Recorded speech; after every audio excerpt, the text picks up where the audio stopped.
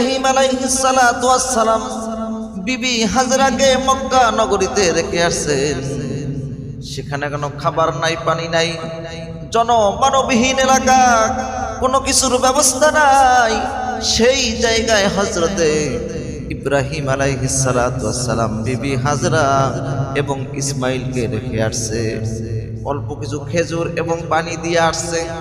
কিছুদিনের মধ্যে পানি শেষ, খেজুর শেষ, কোনো খাবারের কোনো ব্যবস্থা নাই। ওই দিক দিয়ে খাবার শেষ, সন্তান ইসমাইল পানি পানি করতেছে, কোথায় কোনো পানি নাই।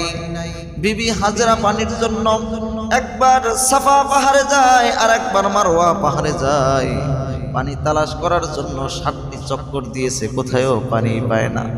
এই যে 7টি চক্কর দিয়েছে, এই বিবি হাজরার 7টি চক্কর আল্লাহর কাছে এতটাই পছন্দ হয়েছে, আল্লাহ রাব্বুল আলামিন আদেশ দিয়ে দিয়েছেন পৃথিবীতে যতদিন পর্যন্ত হাজিরা হজ করার জন্য মক্কা নগরীতে যাবে তাদের জন্য এই 7 বার সাই করা, 7 বার চক্কর দেওয়া, দৌড়াদৌড়ি করা তাদের জন্য আল্লাহ রাব্বুল আলামিন ওয়াজিব করে দিয়েছেন। জোরে কোন সুবহানাল্লাহ।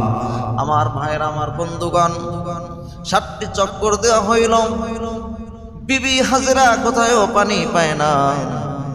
হযরতে ইসমাঈল আলাইহিস সালাতু ওয়াস সালাম পানির জন্য কান্না করতেছেন, পা দিয়ে ধাক্কা দিয়েছেন।